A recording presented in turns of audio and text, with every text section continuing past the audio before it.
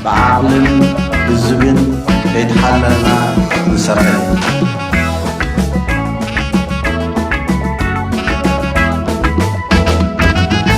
ሰላም ጤና ይስጥልን የተከበራችሁ የቀንደል ቲዩብ ተከታታዮች፣ በዛሬው ዝግጅታችን አንድ ልዩ መሰናዶ ነው ይዘንላችሁ የቀረብነው። እሱም የብልጽግና ፓርቲ አባልና የፍልስፍና ምሁር የሆኑት አቶ ዘሪሁን ተሾመ በተለያዩ ሚዲያዎች እየቀረቡ ኤርትራን በሚመለከት የሚነዙትን እርስ በርሱ የሚጣረስ ከታሪክና መሬት ላይ ካለው ተጨባጭ ሐቅ ያፈነገጠ ውሃ የማይቋጥር ዲስኩርን በተመለከተ ያዘጋጀነው ልዩ ጥንቅር ነው። ቀንደል ቲዩብን ሳብስክራይብ፣ ሼርና ላይክ እያደረጋችሁ ዝግጅታችን እንድትከታተሉ በአክብሮት እንጋብዛለን።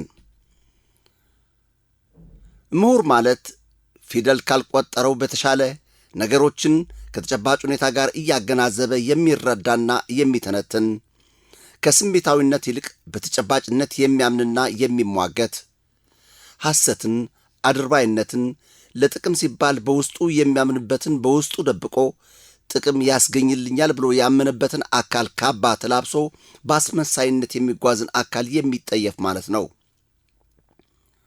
አንዳንድ እንደነ ዘሪሁን ተሾመ የመሳሰሉ ምሁራን ነንባዮች ግን ትናንት የተናገሩትን ዛሬ ሸንጥጦ መካድ የማያሳፍራቸው ሁኔታዎችን ከነበሩበትና ካሉበት ተጨባጭ ሁኔታ አንጻር በመገምገም ሳይሆን ሰው በላ ስርዓቱም ቢሆን እሳቸውን እስካልበላ ይልቁንስ እስካበላ ድረስ እሱኑ ባወደሱ ቁጥር ጉርሻ የሚያገኙበት ከሆነ ስለ ምሁራዊና ህሊናዊ ስብዕናቸው ደንታ የሌላቸው ወገኖች ምሁራን ሳይሆኑ ድሁራን ቢባሉ የሚቀል ይመስለኛል። እንደነዚህ አይነቶችን ወገናቸው የከሰራቸው ምሁራን አሞሌ ጨው ለራስህ ብለህ ጣፍጥ አለዚያ ግን ድንጋይ ነው ብለው ይወረውሩሃል የሚለውን ተረት ተርተንባቸው በቸልታ ማለፍ በተቻለ ነበር። ነገር ግን እነዚህ ሰዎች በአድርባይነታቸው ሳቢያ ራሳቸውን እንደ እስስት እየቀያየሩ ትናንት እያንኳሰሱትን አካል ዛሬ የጥቅም ማሳደጃ ራዳራቸው ወዳመለከታቸው አቅጣጫ ገልበጥ ብለው ከራሳቸው ውርደት በባሰ ሁኔታ ህብረተሰብን የሚያወዣብሩበት አካሄድ እጅግ አደገኛ ስለሆነ በቸልታ ማለፉ የነሱ ተባባሪ ከመሆን ተለይቶ የሚታይ አይደለም። ስለሆነም ቆማጣን ቆማጣ ካላሉት አብሮ ይፈተፍታል እንዳይሆን ሐቁ ሊነገራቸውና ሊጋለጡ ይገባል። እነሱ ሊፈጥሩት ያሰቡትን ውዥንብር ማስቀረት በራሱ ህሊናው ግዴታን እንደመወጣት ይቆጠራልና። እንደነዚህ አይነት ሰዎች በውስጣቸው አምቀው ያብላሉትን የማወዣበሪያ ጥንስስ ወደ ህዝብ ለማዳረስ የሚጠቀሙባቸው የመገናኛ አውታሮች ማለት የቴሌቪዥን ጣቢያዎች፣ ድረገጾች፣ ዩቲዩቦችና ሌሎችን እነሱ በሚፈልጉት አይነትና አቅጣጫ ሊያስተናግዷቸው የሚችሉትን እያነፈነፉ የሚያሳድዱ ናቸው። ዛሬ በአንዱ ሚዲያ እየተናገሩት ሐሳብና መልእክት በሌላ ጊዜ ራሳቸውን ቀይረው በግልባጩ ሲናገሩ ከዚህ ከኋለኛው ጋር የሚጣጣም ይዘት የሚያሰራጨው ሚዲያ መጠቀም ሁነኛ የማደናገሪያ ስልታቸው ነው። አሁን ስልጣን ላይ ያለው የብልጽግና ፓርቲ ቁንጮ ጠቅላይ ሚኒስትር አብይ አህመድ ገና መጀመሪያ ወደ ስልጣን ሲመጡ በኢትዮጵያ ህዝብ ዘንድ አሳድረውት የነበረው ተስፋና በህዝቡ ዘንድ የነበራቸው ተቀባይነት ሁሉም የሚያውቀው ነው። በኋላ ግን ያ ሁሉ ተስፋ ገደል ገብቶ የሰላም የኖቤል ተሸላሚ የነበሩት ሰው ጦርነት ናፋቂ፣ ህዝብን በጅምላ የሚገድሉ ጸረ ህዝብ ሆኖ ብቅ ማለታቸው ሁሉም ያወቀው የአደባባይ ምስጢር ነው። አቶ ዘሪሁን ተሾመም ይህን የራስ ዳሽን ተራራ ያህል የገዘፈ ተጨባጭ ሁኔታ መካድ ስለማይችሉ የወቅቱን ሁኔታ አስመልክተው ትግራይ ሚዲያ ሃውስ ከተባለ መገናኛ ብዙሃን ጋር ባካሄዱት ቃለ መጠይቅ እንዲህ ነበር ያሉት። በአፄ ኃይለ ሥላሴ ዘመን ያንን ያህል ብዙ ነገርም ትዝ ባይለኝ ግን ካነበብኩትም በደርግም አውቃለሁ፣ ኢህአዴግን አውቃለሁ። ማንነቱና ምንነቱን በውል ብዙ ሰው ሳያውቀው በፍጹም በጎ ፈቃደኝነት በእልልታ በጉድዊል ኢንክሬዲብል በሆነ የተሻለ ነገር ተስፋ ማንም መሪ እንደ አብይ አህመድ የመጀመሪያው የስልጣን ዘመን ያገኘና የገባ ማንም ሰው የለም። እንደሳቸውም ያንን በሚያስደነግጥ ጅባዊ ስግብግብነት ቀርጥፎ በልቶ ዛሬ ላይ የመለኮታዊውም የንግርቱም የምክንያታዊውም የተረተረቱም እንትናቸው በትላንት ጠርጣሪዎቻቸው ሲጀመርም ጠርጥረዋቸው በተነሱ ብቻ አይደለም በፍጹም እምነት ለአምልኮ የተጠጋ ድጋፍ የቸሯቸው ቅርጥፍ አድርገው የበሉበትና እነዛም ሰውየው ጤናማ ነው የሚያሰኝ ላይ ተደርሷልና ይገርማል። እኚህ ሰው የፍልስፍና መምህር በመሆናቸው በፍልስፍናዊ ዕውቀታቸው መዝናዋቸው ነው መሰለኝ እኛ መላ ኢትዮጵያ ሕዝብ ከፍተኛ ተስፋ የጣለባቸው ጠቅላይ ሚኒስትር ከተጠበቀባቸው ተስፋ ውጭ አደራቸውን ቅርጥፍ አድርገው የበሉ መሆናቸውን ገልጸውልን ነበር። ግን ምን ያደርጋል ከላይ በመግቢያዬ ላይ እንደገለጽኩት የምሁራን ነንባዮች ባህሪ የተጣባቸው በመሆናቸው የሚናገሩበትን ሚዲያ ከቲኤምኤች ወደ ሪዮት ሚዲያ ቀየር አድርገው የሕዝብን አደራ በጅባዊ ስግብግብነት ቀርጥፈው የበሉ ያሏቸውን ጠቅላይ ሚኒስትር እንዲህ አድርገው ሲገልጿቸው አድምጠናል። ይህን ምንም በለው የፍልስፍናው ሳይንስ መመሪያ እንዳይሚል ይሆን እንዴ? አብይ አህመድን የሀገሪቱ ቁጥር አንድ የብሔራዊ ደህንነት እና ስጋት አደጋ ነው የሚለውን ንባብ አልቀበለውም። ዛሬ ላይ ሪሊ አልቀበለውም። ለዛ ደግሞ ምክንያቶች አሉኝ። ምክንያቱም ይሄ ለአንድ ሰው ጠቅልሎ ሁሉን የመስጠት አባዜያችን የአንድ መሲህ የማይገኝ ፍለጋ ውስጥ ከቶ ከሙሴያችን እስከ ምናችን የሚያዘባርቀን ስለታዘዘን ብቻ አይደለም፣ የዚህ አስተሳሰብ ተጣቢዎች ስለሆነንም ነው። አቶ ዘሪሁን ተሾመ በቲኤምኤች ሚዲያ ጠቅላይ ሚኒስትር አብይን የሕዝብ አደራ ቀርጥፈው የበሉ ብለው በወረፉበት አንደበታቸው በሪዮት ሚዲያ ደግሞ ጠቅላይ ሚኒስትር አብይ የኢትዮጵያ የደህንነት ስጋት እንዳልሆኑ በማሞካሸት ጣጣውን በሌሎች ላይ ለመለጠፍ ሲዳዳቸው ነበር ያዳመጥ ነው። እኚህ በአቶ ዘሪሁን የተወረፉትን በኋላ ላይ ደግሞ ለኢትዮጵያ ስጋት እንዳልሆኑ የተሞካሹት ጠቅላይ ሚኒስትር ራሳቸውን እንዳሻቸው የመቃየር መለኮታዊ ኃይል ያላቸው ይመስል ለሥልጣናቸው ያሰጉኛል ያሏቸውን ሰዎች ከማስገደል ወደ ኋላ የማይሉ አድርገው ሲገልጿቸው የደህንነት ስጋት ሳይሆኑ የደህንነት መድህን ናቸው ሊሉን ፈልገው ይሆን? ጀነራል ሰዓረ ወታደራዊ ተሞክሮ የሚታወቅ ሰው ነው። በትግራይ ህዝብ ጸረ ደርግ ትግል ውስጥ ጥርሱን ነቅሎ በድህረ ደርጓ ኢትዮጵያ ውስጥ ወታደራዊ እንትኖቹን አዳብሮ ለተገቢው ቦታ የበቃ ሰው ነው እና ከኢሳያስ ጋር ተኩኖ የኢሳያስን ፍላጎትና ህልም በዛውም የአብይን አልነቀል ያለው ፍርሃት ያም ህወሓት ተመልሳ መጣ ትበላኛለች የሚል ፍርሃት ወደ ተግባር ቀይሮ ለመሻገር የተከፈተው ጦርነት ማላሻና ማሟሻዎች ነበሩ። እነ ጀነራል ሰዓረ ገዛኢ ወዘተርፈ ጉድ እኮ ነው ጎበዝ። በፍልስፍናው ምሁርና መምህር በአቶ ዘሪሁን ተሾመ ምሁራዊ ትንተና መሰረት የጠቅላይ ሚኒስትሩን ባህሪ ለይተን ማወቅ እኮ ተሳነን። አንዴ የሕዝብን አደራ ቅርጥፍ አድርገው የበሉ፣ በሌላ ጊዜ ደግሞ ለሀገራዊ ደህንነት ስጋት ያልሆኑ፣ በሌላ ገጽታቸው ደግሞ ለደህንነታቸው ሲሉ ሰዎችን ሆን ብለው በተቀነባበረ ሴራ ያሰጉኛል የሚሏቸውን የሚያስገድሉ፣ ይህ ማለት ደግሞ የአገሪቱ ደህንነት ቁጥር አንድ ስጋት እንደሆኑ ነው አቶ ዘሪሁን በአንድ ራስ ባለ ብዙ ምላስ መሆናቸውን ያስረገጡልን። ይህ የፍልስፍና ትምህርት እንዲህ አይነት አባዜ ይኖረው ይሆን እንዴ? በዚህ በአሁኑ የአቶ ዘሪሁን ተሾመ አገላለጽ ጠቅላይ ሚኒስትሩ ራሳቸው የአገሪቱ የደህንነት ስጋት መሆናቸውን የገለጹትን እስኪ አምነን እንቀበል። ምናልባት ካለፈ ስህተታቸው ተምሮ በአንድ አንደበት ይጸኑ ይሆናል የሚለውን ተስፋ ታሳቢ በማድረግ ማለት ነው። ግን ምን ያደርጋል ትንሽ ቆየት ብለው ደግሞ አቶ ዘሪሁን ወዮላችሁ አብይ እንዳትነኩ የሚል አንደምታ ያለው ብሶት ገንፍሎበት በጠቅላይ ሚኒስትሩ እየደረሰበት ያለው በአውሮፕላንና በድሮን የተደገፈ የጅምላ ጭፍጨፋ የመረረው ሕዝብ ያፋፋመው አመፅ ላይ ውሃ የሚቸልስ ንግግር ሲያስተጋቡ አዳመጥን።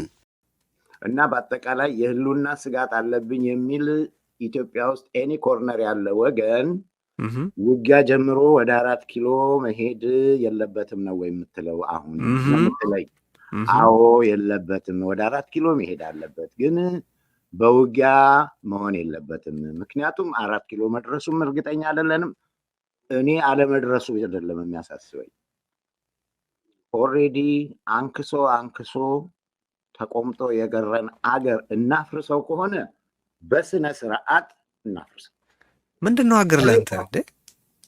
ሰው ነው እኮ። ስለዚህ ሰው እያለኩ ነው። ስለዚህ ማለቄ መቀጠል የባሰ ልናልቅ ነው የምልህ። ዴርፎር እኔ እኮ ኢትዮጵያ እንደው በሆነው ነገር ትቀጥል ባይ አይደለሁም።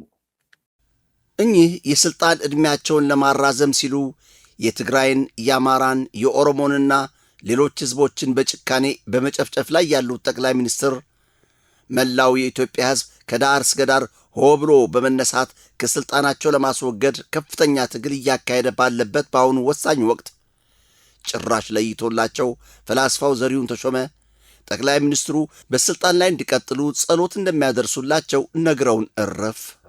በጾምም በጸሎትም ተሳክቶ ቢደረስ በእንዲህ አይነት መሰባጠር ውስጥ ሆነን ከአብይ መሄድ ይልቅ የሚፈነዳው ነገር ስለሚበዛ እኔ እንዳውም አብይ ሄድ ብዬ ጸልያለሁ ነው የምልህ።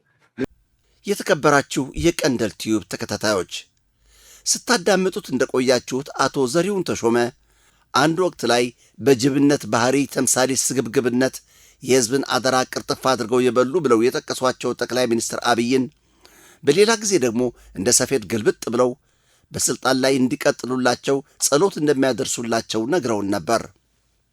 አሁንም በዚያው ከነፈሰ ጋር በሚነፍስ ባህሪያቸው የሚዲያ አቅጣጫ ራዳራቸው ወደ ጠቆማቸው ቲኤምኤች ፊታቸውን በማዞር ንጉሥ እንደምሆን በ7 ዓመቴ እናቴ ነግራኛለች የሚሉ ስልጣናቸው መለኮታዊ እንደሆነ ለማሳመን የሚዳዳቸው ከዚህ ይልቅ ሚሊዮን ጉንዳኖችን መምራት ይቀላል ያሉ መሪ መሆናቸውን በመወረፍ ህዳሴ ግድብ እንዲያመርት በእቅድ ከተያዘለት ጠቅላላ ሜጋዋት ላይ ከ1300 እስከ 1500 ሜጋዋት በመቀነስ ስራውን እንዲቀላጠፍ ያደረጉ መስለው በአጭር ጊዜ ለፍጻሜ ያደረሰ መሪ እንዲሆኑ አድርገው ራሳቸውን እንደሚኮፍሱ እንዲህ በማለት አጋልጠዋቸዋል። 1300 እስከ 1500 አካባቢ እንትኑ ሜጋዋቱ ተቀንሷል። የግድቡ የከፍታ መጠን ቀንሷል። እንዲንቀሳቀሱ ታስበው የነበሩ ተርባይኖች ቁጥር ቀንሷል። ስለሆነም በተለያዩ ምክንያቶች የተጓተተውን አፋጠን ነው የሚለው የዛሬው የአብይ መንግስት ፉከራና ዲስኩር እነዚህን በእነዚህ መቀነሶች የታጀበ መፍጠን ነው። ቢያንስ እንደው በቃ በጣም ከፍ አድርገህ ደግ ብትሆንላቸው እና ይሄ ፍጥነት ይሄን መቀነስ ተገቢ ያደርገዋል ያለ አይደለም ብለህ የምትጠይቅበት ነው። ሰው እነዚህ ላይ ቆመህ ስታይ ያገጣጣሚዎች መገጣጠም አይደለም። ሪሊ ስክሪፕትድ ነው። ሪሊ በደንቡ ፕላንድ ነው። እሱ አይደለም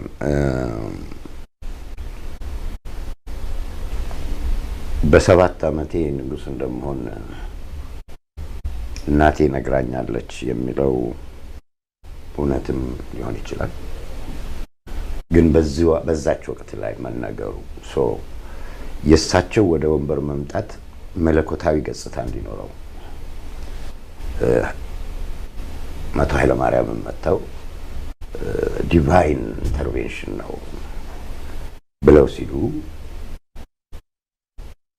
ዛሬ ላይ ከሆነውና አብይ ዛሬ ራሱን ከሚያይበት ኢትዮጵያን እንዴት አድርጎ እንደሚያይ ሚሊዮን ጉንዳኖችን መምራት ይቻላል ይሄንን ከሚለው ሲሳደብ ተሰዳቢው እያጨበጨበለት እንትን ሲያደርግ ዴንጀረስ ሚክሱንም ያሳያል። የማአት ሚሊዮኖች መርገፍ፣ የመቶ ሺዎች መራብ ምናምን የዚህ የመለኮታዊ ስልጣኑ ስኬታማ ጉዞ ግብር አድርጎ በማየት መሰለኝ እንቅልፍ ሊተኛ የሚችለው ሆነስትሊ። ከዛ ውጪ እና የከበበውንም የራሱን ስልጣኑን የሚያይበት ኢትዮጵያን የማይባት therefore ዛሬ ላይ ያሉትን አትደንግጡ ገና ነገም የሚሞቱ ምናምን ሰዎች ይኖራሉ ብሎ ሲል የመሪያዊ ምላሽ አይደለም። ከሆነም ይሄ መለኮታዊ ዴስቲኒ ፕሪዲስቲንድ የሆንኩበት ሂደት የማንጻት እንትን ነው የሚል ነው። ጠቅላይ ሚኒስትሩን አንዴ እንደ ጅብ ሲያሰኛቸው ደግሞ በስልጣን እንዲቀጥሉ ጸሎት የሚያደርጉላቸው፣ በሌላ ጊዜ ደግሞ እኚህን ሰላማዊ ሕዝብን በከባድ መሳሪያ በጀትና በድሮን በጅምላ ያስጨርሱትን መሪ ሕዝቡ እየታሰረና እየተገደለ እሱ ሳይተኩስ በሕግ አምላክ አትግደለን ማለት እንዳለበት ሲመክሩ ነው የተደመጡት። ድንቅ ምክር። በራሳችን እንዘጋጅ፣ ይሰረን፣ ለቀጣዩ ምርጫ ታሳቢ አድርገን እናሰባስብሰው። ታስረን ምርጫ አድርገን ሹር ታስረን አዎ ተገለንም አለበት ባይዞ ስማኝ፣ ሰፊው የምትለውና ሞቱን ላድነው እሞትለታለሁ የምትለው ህዝብ ከሚያልቅ እንዳንተ የደፈሩ የተወሰኑ ሰዎች እያለቁ ከተማ ውስጥም ምናምንም ግን ደግሞ በህግ አምላክ ብለህ አንተ ሳትተኩስ መሞከር በፈጣሪም በምርጫም የተቸረኝና 3 ዓመት የቀረኝ ስልጣን አለኝ የሚለውን እምነቱን ዋስ አድርጎ እሺ 3 ዓመት በሰላማዊ መንገድ እንዘጋጃለን፣ ምን እንላለን፣ ኢንሴንቲቭ ይሁን፣ አትሰረን፣ ሴኩሪቲዎች እንዳያሳድዱ እንገርልን ብለህ መነጋገር። ከዚህ በላይ የህሊና ዝቅጠት የለም።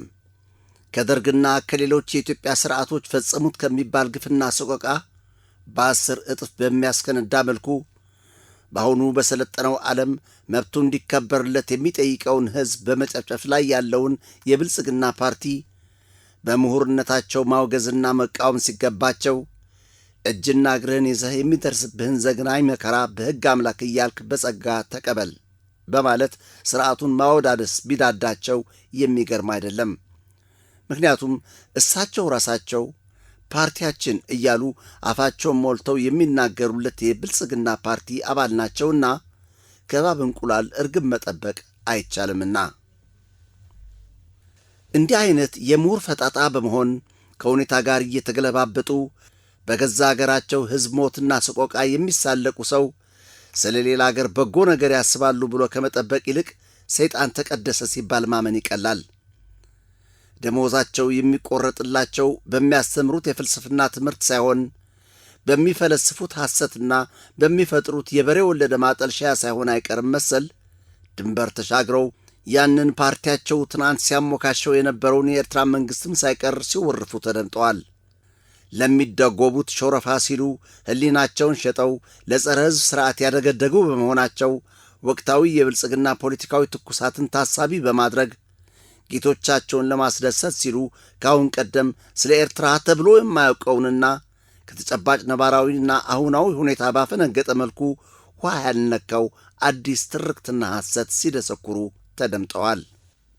የኤርትራ ሕዝብ እንደ ሌሎች በቅኝ ግዛት ስር የነበሩ የአፍሪካ አገራት ሁሉ ሁለተኛው የዓለም ጦርነት ካከተመ በኋላ በአሜሪካና በሌሎች የምዕራብ አገራት ግፊት በተባበሩት መንግስታት ድርጅት አማካይነት ካለ ፍላጎቱ ከኢትዮጵያ ጋር በፌዴሬሽን እንዲቆራኝ መፈረዱ አልበቃ ብሎ አፄ ኃይለ ሥላሴ ፌዴሬሽኑን በኃይል በማፍረስ ጠቅሎ ወደ ኢትዮጵያ እየቀላቀለው እንጂ የኢትዮጵያ አካል ሆኖ አያውቅም። ከዚያ በኋላ በፍርደ ገምድል የተነፈገውን ነጻነት ለ30 ዓመታት የትጥቅ ትግል አካሄዶ ውድ ልጆቹን ሰውቶ በገዛ ጡንቻው ነጻነቱን ያስመለሰ እንጂ ነጻነቱን በኢትዮጵያ ተከታታይ ሥርዓቶች በጎ ፈቃድ በወርቅ ሳህን የተረከበ ሕዝብ አይደለም። እንዲህ አይነቱ በጎ ፈቃደኝነት ቢኖርማ የ30 ዓመቱ ትግል ባላስፈለገና በመቶዎች የሚቆጠሩ ሰዎችን ሕይወት የቀጠፈው ጦርነት ባላስከተለ ነበር።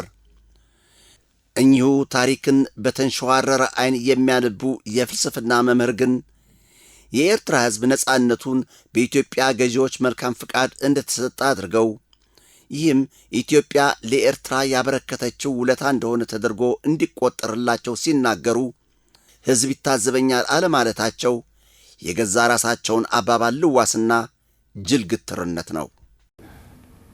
የየወቅቱ ኢትዮጵያዊ የምንላቸው መንግስታትም ኢትዮጵያዊ የምንላቸው የፖለቲካ ልሂቅ ቸርነት የሚገርምና ባውንድለስ ነው። ትልቁን ነጻነት እልል ብለን ደግፈናል። ወደው አይስቁ አለ ያገሬ ሰው። ሰውየው ታሪክ ያላነበቡ አሊያም አንብበው ሊሸመጥጡ ካልፈለጉ በቀር ኤርትራማ ነጻነቷን በተቀዳጀች የመጀመሪያዎቹ ዓመታት ማለት በ1991 ዓ.ም በአዲስ አበባ በተካሄደው ኮንፈረንስ ኢትዮጵያ የኤርትራን ወደቦች ካለምንም ክፍያ በነጻ እንድትጠቀም በመፍቀድ ትልቅ ውለታ የዋለች አገር እንጂ ከኢትዮጵያ ሰላማዊ ሕዝብን በከባድ መሳሪያና በአውሮፕላን ከተደገፈ ዘግናኝ ጭፍጨፋ በቀር አንድም በጎ ውለታ ተደርጎላት የማታውቅ አገር ነች። እኚህ ሰው በጤነኛ ኩነተ አእምሮ ላይ መሆናቸው እስኪያጠራጥር ድረስ ኤርትራ ገና ነጻነቷን በተቀዳጀች 2 ዓመት ባልሞላት ጊዜ እስላማዊ ጂሃድ የሚባል ሽብርተኛ ቡድን እንደገባባት ያምኑና ሽብርተኛውን ለምን ቄጠማ አንጥፋ አልተቀበለቸውም ማለታቸው ነው መሰል ሽብርተኛው ላይ ጦርነት ከፈተች ብለው ሲናገሩም ተደብጠዋል። ገና 2 ዓመት ሳይሞላው በጣም ወዳጁ ከነበረው የሱዳን መንግስት ጋር ኢስላሚክ ጂሃድ ምናምን የሚባል ቡድንን እየደገፍክ ኤርትራ ላይ ታሰማራለህ በሚል ውጊያ ከፍቷል። በእርግጥ ኢስላሚክ ጂሃድ የሚባል ነበር። ገና አዲስ አገር ናትና ወገቧ ሳይጠና ልደፍጥጣት ያለን ለዚያውም እርሶ በገዛ ልሳኖ እንደመሰከሩት አይቀጡ ቅጣት ይቀጡታል እንጂ አጎዛ አንጥፈው በመስተንግዶ አይቀበሉትም። ሽብርተኛንማ እንክት ምሕረት የለሽ እርምጃ ይወሰድበታል እንጂ ከሀገራት ጋር የሚደረግ ወዳጅነት ጸንቶ ሊቀጥል የሚችለው በመከባበርና አንዱ የሌላው ስጋት አለመሆኑ ሲረጋገጥ ብቻ ነው። አቶ ዘሪሁን ተሾመ ጭንቅላታቸው በኢ ምክንያታዊ የኤርትራና የኤርትራዊነት ጥላቻ የተጠቀጠቀ በመሆኑ ፕሬዝደንት ኢሳያስ በ34ኛ ዓመት የነጻነት ቀን በዓል ላይ ባሰሙት ንግግር ላይ ጸጉር መሰንጠቅም አምሯቸዋል። የኢትዮጵያ አንድነት አደጋ ውስጥ የገባው ያለፉት 2 ተከታታይ የኢትዮጵያ ስርዓቶች የተከተሉት በዘር በቋንቋ የአሁኑ የብልጽግና ስርዓት ደግሞ ያከለበት የሃይማኖት ልዩነት መሆኑ የአደባባይ ምስጢር ሆኖ ሳለ በፕሬዝደንት ኢሳያስ ንግግር ላይ ለመዘባበት ሞክረዋል። እዚህ ንግግር ውስጥ ከተለመደው የተለየ ትላንት የተወሰነ የኢትዮጵያ ማህበረሰብ ክፍል ላይ ያነጣጠረውን የቂምና ጥላቻን የተንተራሰ የማሰባሰብ ስትራቴጂ ዛሬ ሌላኛው ማህበረሰብ ላይ ሊያያይዝ መሞከሩ ነው። ኦሮሞ የምንለው ማህበረሰብ ላይ ስለዚህ ለዚህም ነው በዛ ያሉ ያኛውን ቅዠት ይሄ በቋንቋ ፋሚሊ ከፍሎ እሱ የተበላቁ ነው። እሱን መድገም የማይገባውን ክብርም የማይገባውንም ማስተዋወቅ መስጠት ነው። ፕሬዝደንት ኢሳያስ በዚሁ ቀን የኦሮሞን ሕዝብ እሴቶች ባከበረ መልኩ በገዢው ፓርቲ በስሙ እየተጠነሰሰበት ያለውን ሴራ ነው ያጋለጡት። ቃል በቃል የኦሮሞን ሕዝብ የማይወክል የኦሮማ ስብስብ ነው ያሉት። ጆሮውን ኮርኩረው ዳግም ያዳምጡት። ስርዓቱ እየተከተለ ያለውን የአንድ ብሔር ተወላጆችን በራስ ዙሪያ የማሰባሰብ አደገኛ አካሄድን እርሶ እንዳሁኑ የብልጽግና ፓርቲ ክትባትን ሳይወጉና የበላችሁ ሆድ የበላችሁ ይከብዳታል እንዲሉ በይሉኝታ ሳይጠፈሩ አንድ ወቅት ላይ ራስዎ በአንደበቶ እንዲህ ብሎ መናገሮ አሁን ላይ በየትኛው ጎራ ያስመድብዎት ይሆን? በሱና በሱ ዙሪያ ባሰባሰባቸው የኦሮሞ ልሂቃንም በራሱ ያመራር እርከን ውስጥም እነ ጃልመሮን ጨምረ እንዲህ አይነት ስጋት ደቅነህ መረከብ የሚያስችልን ውህድነት የተላበሰ ኦኤልኤ ስለሌለ ህዝባዊ ወያኔ ሓርነት ትግራይ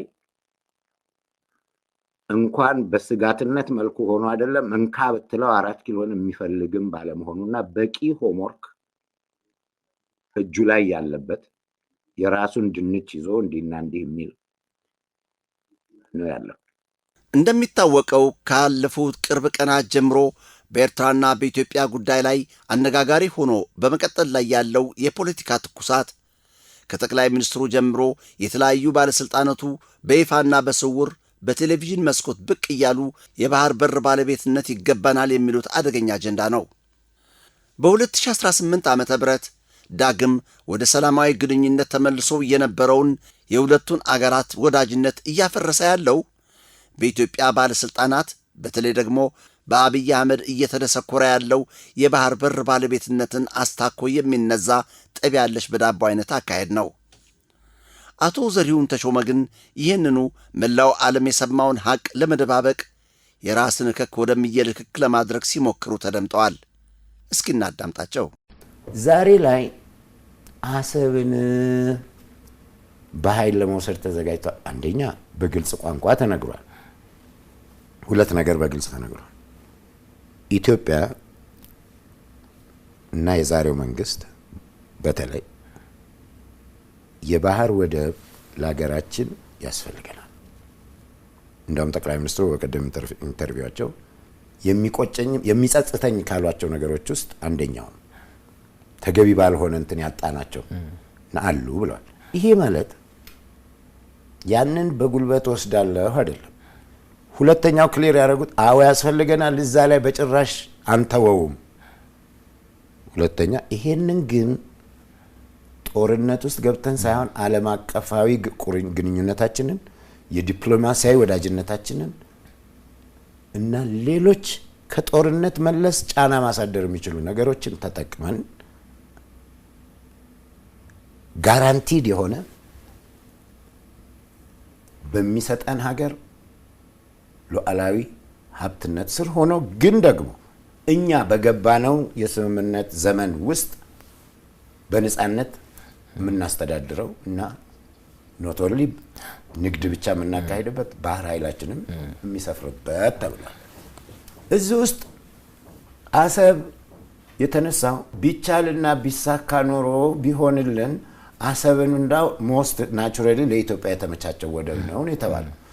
በግድም በወድም የባህር በር ባለቤት መሆን አለብን እያለ ፉከራና ቀረርቶ በማሰማት ላይ ያለው ወገን የእርሶ ብልጽግና መሪ መሆኑን መደበቅ ግመል ሰርቆ አጎንብሶ ነው። የኤርትራ መንግሥትማ ውሻው ይጮሃል፣ ግመል ግን መንገዱን ይቀጥላል እንዲሉ በዚህ ጉዳይ ላይ መናገር ባለቀና ባካተመለት ነገር ላይ ጊዜን ማባከን መሆኑን ተገንዝቦ ዝምታን መርጧል። ጠቅላይ ሚኒስትሩ የሚቆጫቸው ጉዳይ የባህር በር አለማግኘታቸው እንደሆነ ገልጸውልናል። አንድ ነገር ኖሮህ ስታጣው ነው የሚቆጭህ እንጂ ካልነበረህ ብታጣው ሊቆጭህ አይገባም። በመሠረቱ አልነበረህምና። ከጅምሩ ኤርትራ ከኢትዮጵያ በፊት በ1890 ዓ.ም የተመሠረተች አገር እንደሆነች የያኔዋ አቢሲኒያ የአሁኒቱ ኢትዮጵያ ደግሞ በርካታ የመኳንንት ግዛቶችን ጨፍልቀው አጼ ምኒልክ በ1896 ዓ.ም የመሠረቷት አገር መሆኗን ከታሪክ ማሩ። ያኔ ከነበረው ካርታም እቅጩን ይወቁ። ስለዚህ ጠቅላይ ሚኒስትሩ ባልነበራቸውና በሌላቸው ጉዳይ ተጸጽተው ቆሽታቸው ከማረሩ በፊት ፈውስ ቢሆናቸው ካለፉት ሥርዓቶች የፈጠራ ትርክት ተገላግለው ተጨባጩን ሐቅ ተገንዝበው ከጸጸት ይድኑ ዘንድ ይህንን ኤልያስ አማረ ቲዩብና ቀንደል ቲዩብ በጋራ የዓለም አቀፍ ሕግ ባለሙያ ከሆኑት ከአቶ ቢንያም ፍስሐ ጽዮን ጋር ያደረጉትንና በተጨባጭ ማስረጃዎች ተደግፎ ከተሰራጨው ቃለ መጠይቅ የተቀነጨበውን እንዲያዳምጡ ይምከሯቸው። ዘመናዊ አገረ መንግስት ወይ ሞደርን ኔሽን ስቴትስ የምንላቸው በ19ኛው ክፍለ ዘመን አብዛኞቹ የተመሰረቱ ናቸው። በጣም አሁን የያዙትን ቅርጽ ይዘው የቀጠሉ ሀገራት በጣም ጥቂቶች ናቸው እና በተለይ አፍሪካና ላቲን አሜሪካ እንደውም ኤዥያ አገራት በቅኝ ግዛት የተመሰረቱ ናቸው። ወደኛ የአፍሪካ ብዙም እንኳን የሚያከራክር አይደለም። ወደ ኤርትራም ኢትዮጵያም ተመሳሳይ ነው። ሁለቱም ኢትዮጵያም ኤርትራም ዓለም አቀፋዊ ወይ ኢንተርናሽናል ድንበሮቻቸው በቅኝ ግዛት ውሎች የተመሰረተ የኤርትራ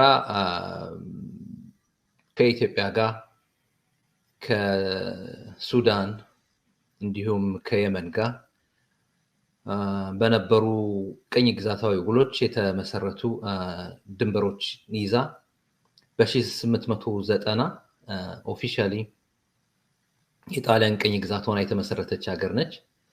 ምንም እንኳን ብዙ አከራካሪ ወደዛ መሄድ ባያስፈልግም ኢትዮጵያም አሁን የያዘችውን ቅርጽ ከኤርትራ በጣም ዘግይታ ነው እንደ ሀገረ መንግስት ወይ እንደ ሞደርን ዘመናዊ ኔሽን ስቴት የተመሰረተችው።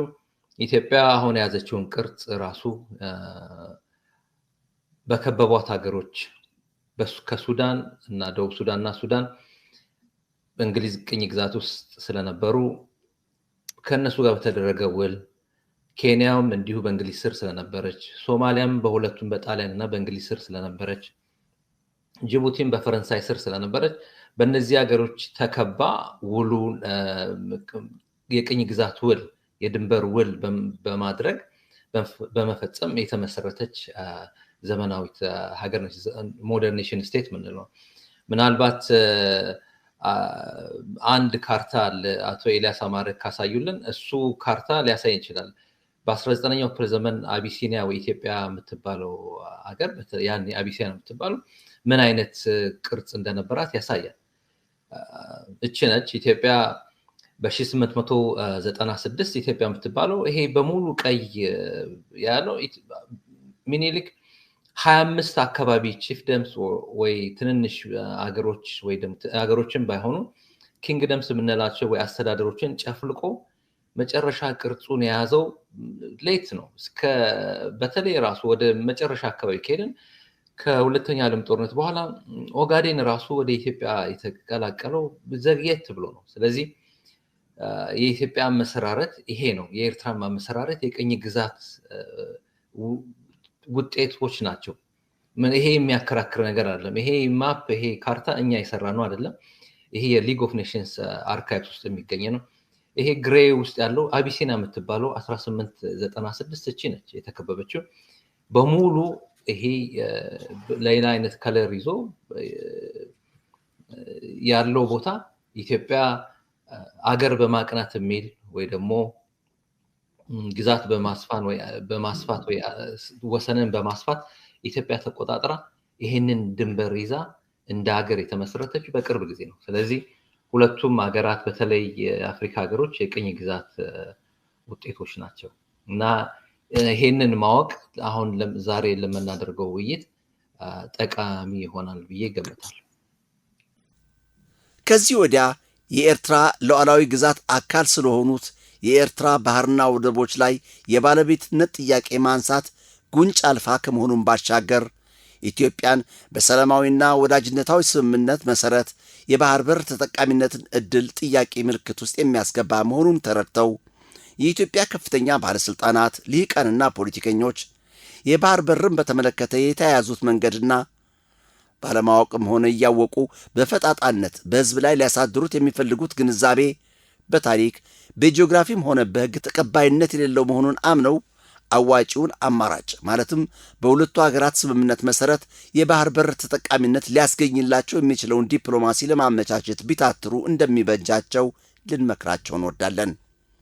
ከዚህ ውጭ ግን ጭራሽ የራስ ባልነበረና ባልሆነ ወደብና ባህር ላይ ችክ ማለት አሁንም የአቶ ዘሪሁንን አባባል ዳግም ልዋሰውና ጅልግትርነት ነው። የተከበራችሁ የቀንደል ቲዩብ ተከታታዮች ቀንደል ቲዩብን ሳብስክራይብ፣ ሼርና ላይክ በማድረግ ተደራሽነታችንን በማስፋቱ ረገድ የበኩላችሁን አስተዋጽኦ እንድታበረክቱ በመጠየቅ የዛሬ ዝግጅታችን በዚህ እንቋጫለን። ሰላም ጤና ይስጥልን።